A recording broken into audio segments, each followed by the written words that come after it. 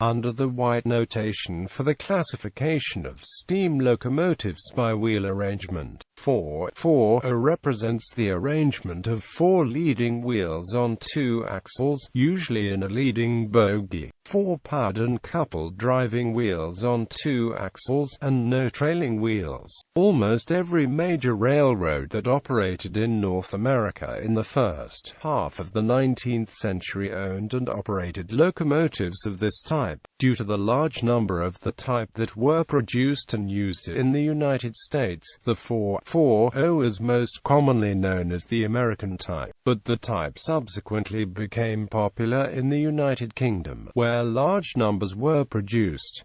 Other equivalent classifications are UIC classification 2B, French classification 220, Turkish classification 24, Swiss classification 2 quarters, Russian classification 220.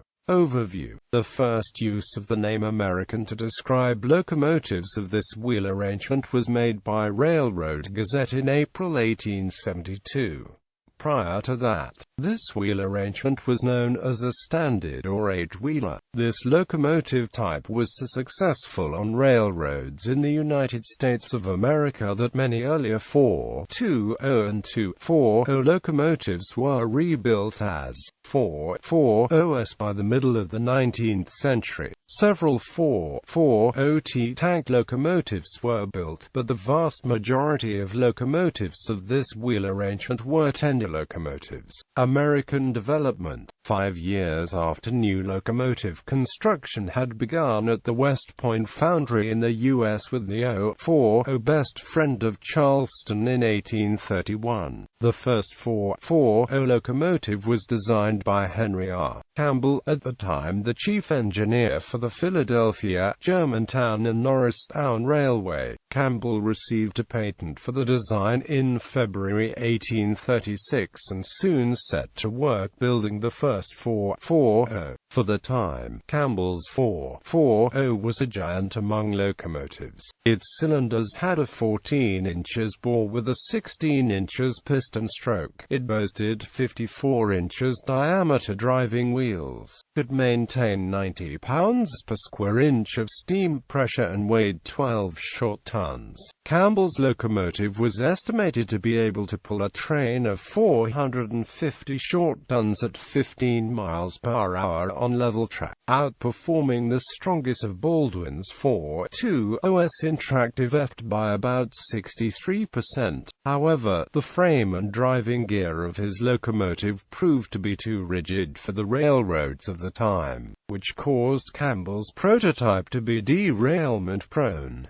The most obvious cause was the lack of a weight equalizing system for the drivers. At about the same time as Campbell was building his 440, the company of Eastwick and Harrison was building its own version of the 440. This locomotive, named Hercules, was completed in 1837. For the Beaver Meadow Railroad, it was built with a leading bogie that was separate from the locomotive frame, making it much more suitable for the tight curves and quick grade changes of early railroads. Hercules initially suffered from poor tracking, which was corrected by giving it an effective springing system when returned to its builder for remodeling. Even though Hercules and its successors from Eastwick and Harrison proved the viability of the new wheel arrangement, the company remained the sole builders of this type of locomotive for another 2 years. Norris Locomotive Works built that company's first 440 in 1839, followed by Rogers Locomotive and Machine Works,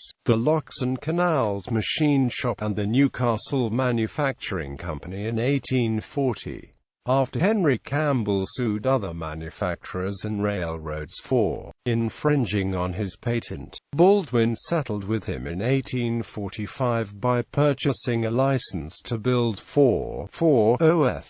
As the 1840s progressed, the design of the 440 changed little, but the dimensions of a typical example of this type increased. The boiler was lengthened, drivers grew in diameter, and the fire grate was increased in area. Early 440s were short enough that it was most practical to connect the pistons to the rear drivers, but as the boiler was lengthened, the connecting rods were more frequently connected to the front drivers. In the 1850s, locomotive manufacturers began extending the wheelbase of the leading bogie and the drivers as well as the tender bogies. By placing the axles farther apart, manufacturers were able to mount a wider boiler completely above the wheels that extended beyond the sides of the wheels. This gave newer locomotives increased heating and steaming capacity, which translated to higher tractive effort. It was in this decade that 440 locomotives had assumed the appearances for which they would be most recognized by railways and people around the world. The design and subsequent improvements of the 440 configuration proved so successful that, by 1872,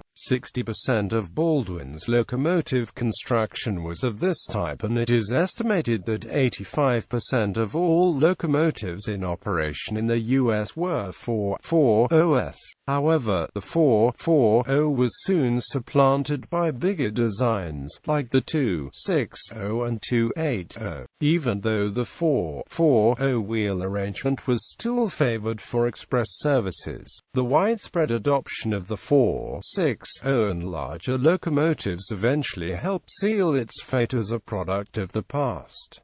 British development. The first British locomotives to use this wheel arrangement were the 7 feet 1/4 in broad gauge 440 tank engine designs, which appeared from 1849. The first British tender locomotive class, although of limited success, was the broad gauge Waverley class of the Great Western Railway, designed by Daniel Gooch and built by Robert Stephenson and Amp Co. In 1855, the first American-style British 440 tender locomotive on 4 feet 8½ in standard gauge, designed by William Bouch for the Stockton and Amp Darlington Railway in 1860, followed American practice with 2 outside cylinders. Britain's major contribution to the development of the 440 wheel arrangement was the inside cylinder version, which resulted in a steadier locomotive, less prone to oscillation at speed. This type was introduced in Scotland in 1871 by Thomas Wheatley of the North British Railway. Usage. Australia. The first 440s appeared in South Australia in 1859. For that initial order for 2 locomotives, the numbers of this wheel arrangement multiplied and eventually appeared in most of the Australian colonies. Tender, tank and saddle tank versions, varying in size from small engines to express passenger races with 6 feet 6 inches driving wheels, worked in Victoria, New South Wales, Western Australia and Tasmania on 3 feet 6 in gauge, 4 feet 8½ in standard gauge and 5 feet 3 in. The locomotives came from British builders such as Dubs and Bear Peacock, from the American Rogers Locomotive Works in New Jersey, and from a local firms such as James Martin and Amp Co. in Gwernol, South Australia, and the Phoenix Foundry in Ballarat, Victoria. In New South Wales and Victoria, the 440 ruled the rails for mainline passenger services until the early 1900s. In Western Australia, some were later converted to 442s. Finland. In Finland, the 440 was represented by the classes A1, A2, A3, A4, A5, A6 and A7.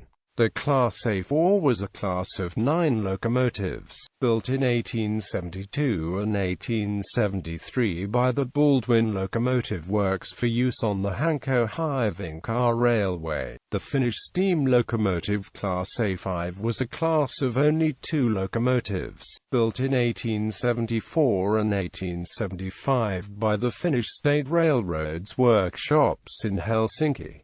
One of them is preserved at the Finnish Railway Museum. Mozambique. Between 1895 and 1898, Pauling and Company placed 42 Falcon F2 and F440 tender locomotives in service on the 2-feet narrow gauge line that was being constructed for the Beira Railway in Mozambique. They were supplied in 6 batches by Falcon Engine and Car Works Limited in England and the Glasgow Railway Engineering Company in Scotland. In service, these locomotives were nicknamed lorries after the Beira Railway construction subcontractor. The construction of the last batch of 10 F4 locomotives was subcontracted by Falcon to the Glasgow Railway Engineering Company in Scotland, and these were consequently often referred to as the Drummond F4. The Falcon F4 was larger and heavier than the earlier F2, with a tractive effort that was increased from the 3,000 pounds force of the F2 to 3,987 pounds force at 75% boiler pressure. It could haul 180 long tons up the ruling gradients, compared to the 160 long tons that the F2 could manage. New Zealand. The NZRLA class tank locomotives of 1887, built in Britain for the New Zealand Midland Railway Company, Rhodesia. When the Beira Railway in Mozambique was regauged to 3 feet 6 in by 1900 and the whole 440 lorry locomotive fleet was staged, 6 of the Mozambican F4 locomotives were acquired by the Ayrshire Railway, which was then under construction in southern Rhodesia. They remained in service there until 1914, when this line was also converted to Cape Gauge and became the Sinoia branch of the Beira, Mashonaland and Rhodesia Railway. South Africa narrow gauge. In 1907 and 1910, the Tongaat Sugar Estates in Natal acquired 2 440 tank locomotives from W.G. Gwernol for the 2-feet gauge line. These locomotives had 9 by 14 inches cylinders. A further 11 similar locomotives, but with 10 by 15 inches cylinders, were delivered from the same manufacturer between 1926 and 1946. In 1915, 13 of the Beira Railway's retired 2-feet narrow-gauge Falcon F2 and F4 locomotives were acquired from Mozambique by the Union Defence Force for use in South Africa, where they replaced locomotives that had been commandeered for the war effort in German Southwest Africa during World War I. At the end of the war, these locomotives were staged, until they were placed back in service by the South African Railways in 1921, when a system of grouping narrow-gauge locomotives into classes was eventually introduced by the SAR between 1928 and 1930. They were classified as Class NG6. In 1936, Gwernol built a single 440 tank locomotive named Burnside, and with 11.5 by 15 inches cylinders, for the 2-feet 0.5 in gauge line of the Natal Estates sugar plantation at Mount Edgecombe in Natal. Standard gauge, the third locomotive of the 4-feet 8.5 in standard gauge Natal Railway Company, was delivered in January 1876, 16 years after the opening of the railway. It was a 440 side tank built by Kitson and Company, named Perseverance. This was the last standard gauge locomotive to be obtained by Natal Railway before the establishment of the Natal Government Railways in 1877 and the conversion from standard gauge to 3 feet 6 in Cape gauge 1875. 7-side tank locomotives were built for the Cape Government Railways by Robert Stephenson and Company in 1875. Since they were found to be fast and reliable engines, 4 more were delivered in 1880, built by Nielsen and Company and practically identical to the previous 7, but equipped with small optional 4-wheeled water tenders. They were all designated first class when a locomotive classification system was introduced by the CGR. 1879 The Cape Government Railways placed 4 first-class tender locomotives in service, built by the Avonside Engine Company. They were intended for fast passenger service on the Cape Western and Eastern systems and were followed by 11 more from Nielsen and Company in 1880. 1881 In 1881 the CGR placed 6 more first-class tank and tender locomotives in service on its Cape Midland system. These were built by Nielsen and Company as tender locomotives without on-board coal bunkers and with permanently attached coal and water tenders. 2 of them became SAR Class 01 in 1912. 1882 Between 1882 and 1891 11 440 tank locomotives for the Wynberg suburban line in Cape Town were delivered to the CGR from Nielsen and Dubs and Company. Designated second class and known as Wynberg tanks, 10 of them became SAR Class 02 in 1912. 2 tank locomotives named Grahamstown and Bathurst entered passenger service on the private Cowie Railway between Grahamstown and Port Alfred, which was still under construction at the time. 1883 18 tender passenger locomotives were delivered to the CGR from Nielsen and Company in 1883, designated third class. They were ordered in 1882 for passenger service out of Cape Town, East London and Port Elizabeth respectively, and were equipped with 6-wheeled tenders. 1884 In 1884 the CGR placed 2 experimental third-class tender locomotives in service, designed by the Cape Eastern system to be able to use the low-grade local coal with its high incombustible matter content. 1889 In 1889 the CGR placed 24 third-class tender locomotives in service. They were the first stock locomotives to be built in quantity to detailed designs prepared in the Cape Colony. 1898 In 1898 the CGR placed 6 third-class Wynberg tender locomotives in passenger service on the suburban lines in Cape Town. 1901 In 1901 the CGR placed another 6 third-class Wynberg tender locomotives in suburban service in Cape Town. They were a heavier and more powerful version of the locomotives of 1898 and built for speed, with the largest coupled wheels of any locomotive on the CGR to date, at 60 inches diameter. 1903 In 1903 the CGR placed the last 8 third-class Wynberg tenders in suburban service in Cape Town. While they appeared to be virtually identical to the locomotives of 1901 at first glance, they were heavier and more powerful. United Kingdom tank locomotives. 440 tank engine classes began to appear on 7 feet 1/4 in broad gauge lines in the United Kingdom from 1849. The Great Western Railway built its bogie-class saddle tanks for the South Devon Railway in 1849, and others for its own use during 1854 and 1855. Between 1851 and 1876 the South Devon Railway acquired a further 6 saddle tank classes, and the Vale of Neath Railway a further 9. The Bristol and Exeter Railway introduced several 440 classes after 1855. William Adams built a series of standard gauge 440 classes for the North London Railway between 1863 and 1876. He went on to build the LSWR46 class for the London and South Western Railway in 1879.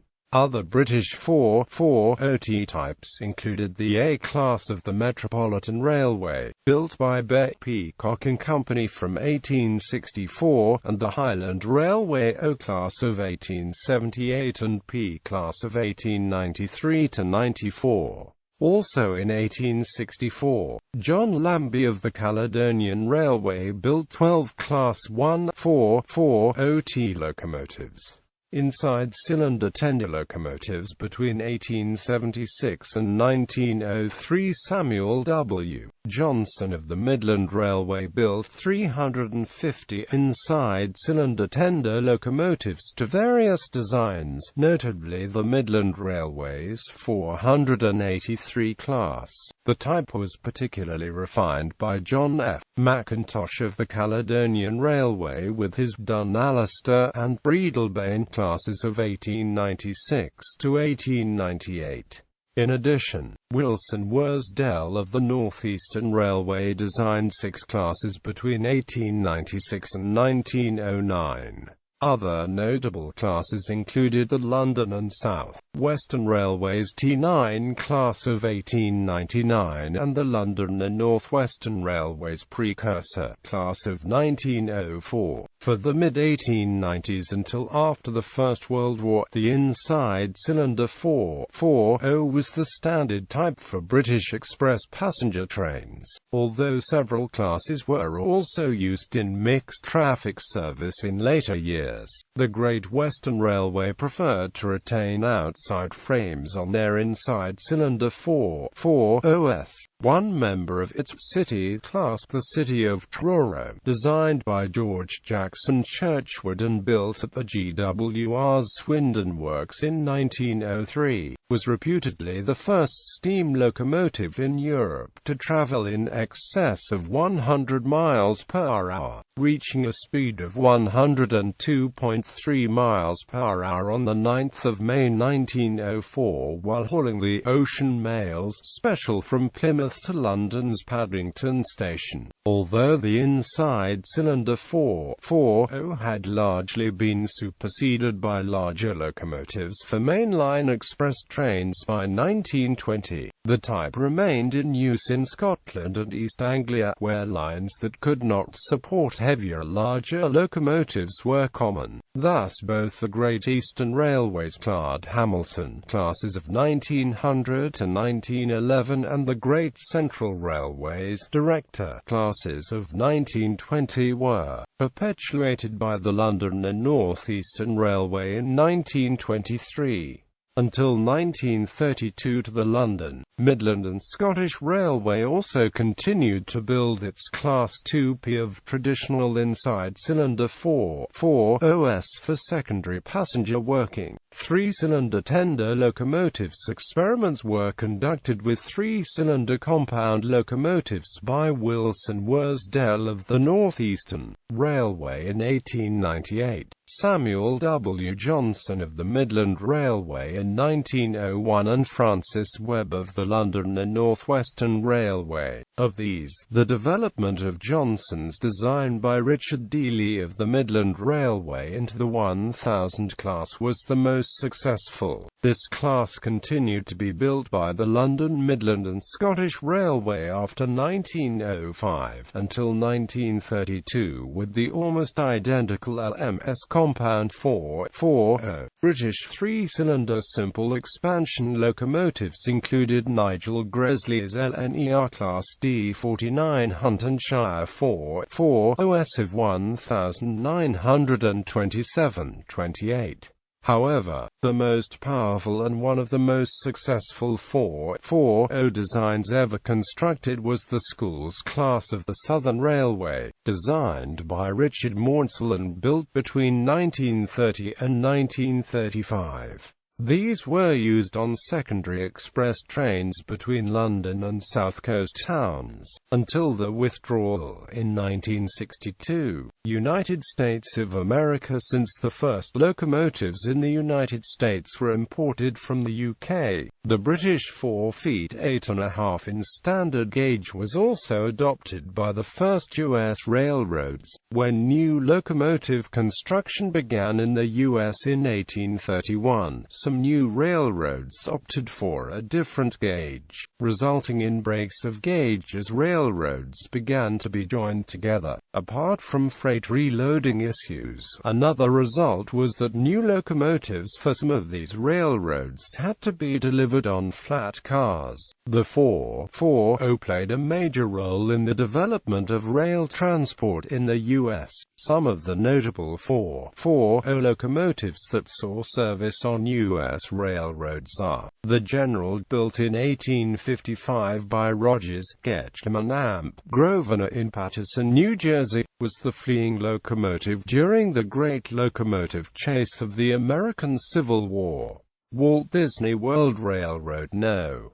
4 Royo, Disney, built in February 1916 by the Baldwin Locomotive Works, originally as number 251 for the Ferrocarriles Unidos de Yucatán in Mexico, and now operates on the railroad circling the Magic Kingdom in Orlando, Florida. The Texas, built in 1856 by Danforth, Cook and Company in Paterson, New Jersey, was the pursuing locomotive during the Great Locomotive Chase. The Jupiter, Central Pacific Railroad's No. 60, built by Schenectady Locomotive Works of New York in September 1868, was one of the 2 locomotives to meet at Promontory Summit during the Golden Spike ceremony upon the completion of the first American transcontinental railroad on May 10, 1869. Union Pacific No. 119, built by Rogers Locomotive and Machine Works of Paterson, New Jersey in 1868, was the other locomotive at Promontory Summit on May 10, 1869. The Virginia and Truckee Railroad's Dayton, built in 1873 by the Central Pacific Railroad, had the honor of opening the branch line between Carson City and Minden in Nevada in 1906. The New York Central and Hudson River Railroad No. 999, built in 1893 to haul the railroad's Empire State Express, is believed to have been the first in the U.S. to travel at a speed of more than 100 miles per hour. By 1900, the 440 was considered obsolete in U.S. locomotive manufacture, although they continued to serve on branch lines and in private industry into the mid-20th century. The last 440 to be built was a diminutive Baldwin product for the United Railways of Yucatan in 1945. Fewer than 440s survive in preservation in the U.S., reproductions excluded. Between 1959 and 1989, the Crown Metal Products Company of Whyte, Pennsylvania built live steam reproductions of classic 440 designs for use by amusement parks. The largest of these, of which 18 were produced, ran on 3-feet narrow-gauge track. Most are patterned after 19th-century American designs, but those produced for bush gardens have European styling. Many of these saw daily operation at parks such as Kings Island, Michael Jackson's Neverland Ranch, and the Omaha Zoo Railroad at Omaha's Henry Doorly Zoo and Aquarium. Operational historic locomotives. There are a handful of full-size 440 steam locomotives built prior to 1945 that are still operating in the U.S. Below is a list of locations with at least one working example and tracks on which to run them.